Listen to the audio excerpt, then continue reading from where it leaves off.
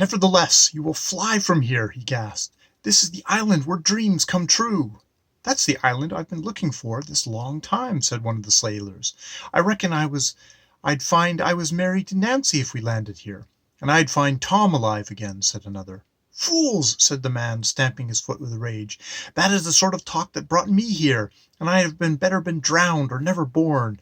Do you hear what I say? This is where dreams, do you understand, come to life, come real. Not daydreams, dreams.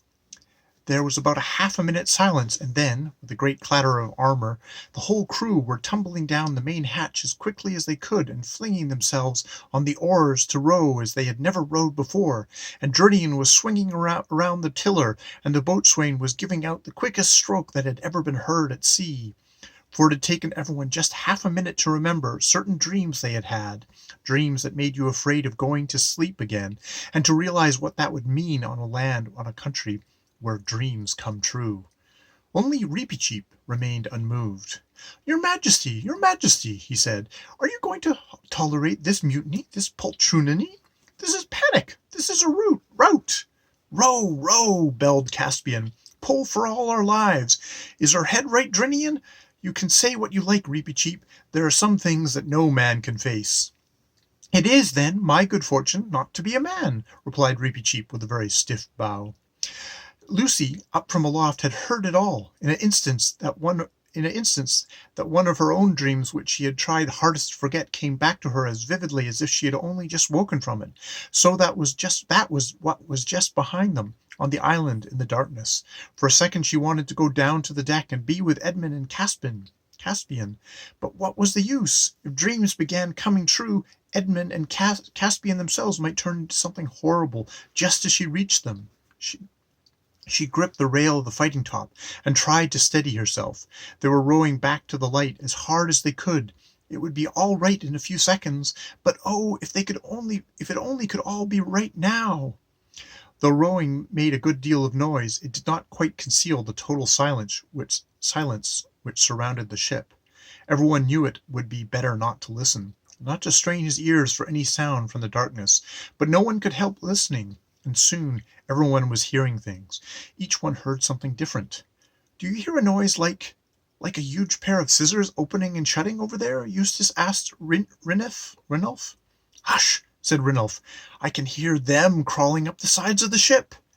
It's just going to settle on the mast, said Caspian. Ugh, said a sailor. There are gongs beginning. I knew they would.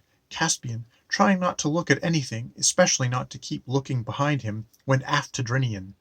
Drinian, he said in a very low voice, how long did we take in rowing rowing to where we picked up the stranger? 5 minutes, perhaps, whispered Drinian. Why? Because we've been more than that already trying to get out. Drinian's hand shook on the tiller, and a line of cold sweat ran down his face. The same idea was occurring to everyone on board. We shall never get out, moaned the rowers. He's steering us wrong. We're going round and round in circles. We shall never get out. The stranger, who had been lying in a huddled heap on the deck, sat up and burst into a horrible screaming laugh. Never get out, he yelled. That's it. Of course we shall never get out. What a fool I was to have thought they would let me go as easily as that. No, we shall never get out. Lucy leant her head on the edge of the fighting top and whispered, Aslan, if you ever loved us at all, send us help now.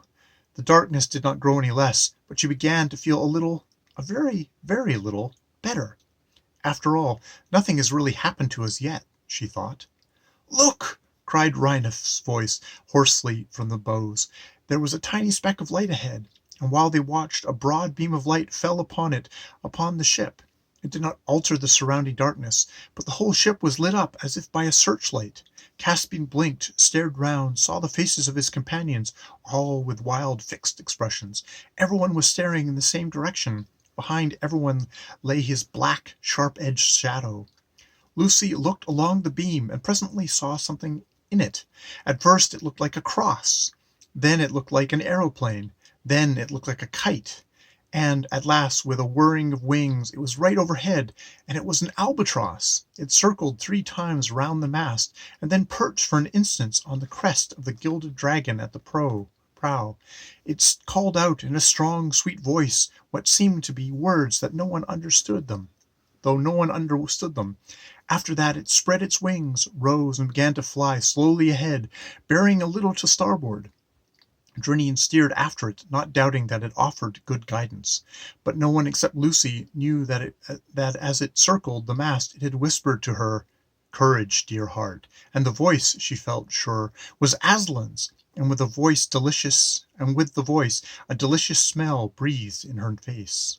In a few moments the darkness turned into a grayness ahead, and then, almost before they dared to begin hoping, they had shot out into the sunlight and were in the warm blue world again.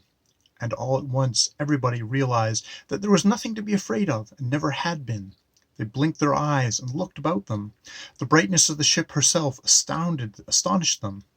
They had half expected to find that the darkness would cling to the white and the green and the gold in the form of some grime or scum. And then, first one, then another, began laughing. "I reckon we've made a pretty good fools of ourselves," said Rhinoff. Lucy lost no time in coming down to the deck, where she found the others all gathering around the newcomer. For a long time he was too happy to speak, and could only gaze at the sea and the sun and feel the bulwarks and the ropes, as if to make sure he was really awake, while tears rolled down his cheeks. "Thank you," he said at last. "You have saved me from... but I won't talk of that. And now let me know who you are. I am Telemarine of Narnia, and when I was worth anything, men called me Lord Roop."